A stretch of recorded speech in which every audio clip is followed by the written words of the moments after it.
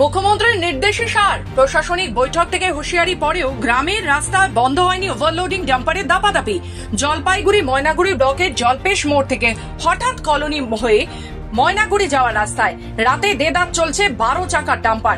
এই ডাম্পার চলাচলের জেরে ভোগান্তিতে স্থানীয় বাসিন্দারা।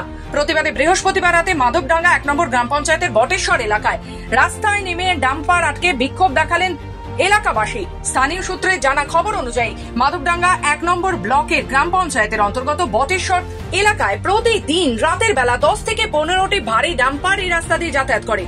এদিকে যেমন রাস্তার বেহাল দশা দিন দিন প্রকট হচ্ছে, অন্যদিকে এই ভারী গাড়ি চলাচলে আতঙ্কিত হয়ে পড়ছেন বাসিন্দারা। শিশু থেকে বৃদ্ধাদের চলাচলে ঝুঁকি বাড়ছে শব্দ দূষণ, ধুলোর সমস্যাও। এই পরিস্থিতিতে বৃহস্পতিবার গভীর রাতে স্থানীয়রা দুটি ডাম্পার আটকে বিক্ষোভ দেখান। গ্রামবাসীদের অভিযোগ, প্রশাসনকে বিষয়টি মৌখিকভাবে জানানো হলেও কোনো পদক্ষেপ নেওয়া হয়নি। এমনকি গ্রাম পঞ্চায়েত প্রধানের কাছেও লিখিত অভিযোগ জমা দেওয়া হয়েছিল, কিন্তু সমস্যার কোনো সমাধান হয়নি।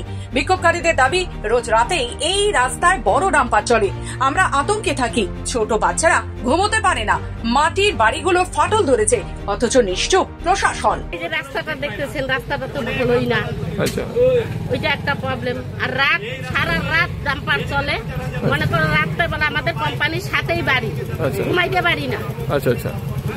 প্রত্যেক দিন রাত্রেবেলা চিল্লাচিল্লি করি, একদম পাশে লাগানো, কিন্তু রাস্তাঘাট তো ভেঙে শেষই। এদিকে এই যে এখানে একটা স্কুল, এই যে এখানে সেন্টার, লোকজন আসবে কত প্রবলেম।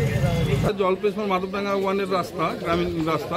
এই রাস্তা দিয়ে ডাম্পার 12 চাকা 16 চাকার ডাম্পার গুলো দিন রাত চলছে, যেটা প্রশাসনিক মদত বা পার্টি লেভেল কোন একটা মদতেই চলছে।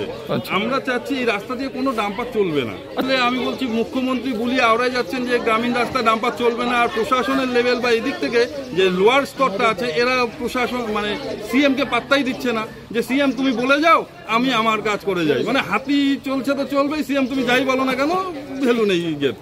এটাই দাঁড়াচ্ছে এখানকার দিকে। কারণ কি, পার ডে একটা গ্রামীণ রাস্তা যেখানে একেবারে নিম্নমানের পিচ দিয়ে তৈরি রাস্তাটা, সেই জায়গায় পার ডে 20টা-25টা করে ডাম্পার ঢুকছে। যেটা রাস্তা একটা 4 চাকা বাহন গেলেই যার মানে খবর হয়ে যায়, সেখানে ও ডাম্পার 12 চাকা 16 চাকা নিয়ে যাচ্ছে। মানে এটা যেটা লংজিভিটি আপনার 5 বছর থাকতো, ওটা এখন 10 মাসও থাকে না। এই ঘটনায় এখনো পর্যন্ত প্রশাসনের কোনো প্রতিক্রিয়া মেলেনি। এলাকাবাসীদের দাবি, দ্রুত এই অবৈধ ডাম্পার চলাচল বন্ধ করা হোক ও রাস্তায় পুলিশের নজরদারি বাড়ানো হোক। জলপাইগুড়ি থেকে খাদিমুল ইসলামের রিপোর্ট, খবর বাংলা।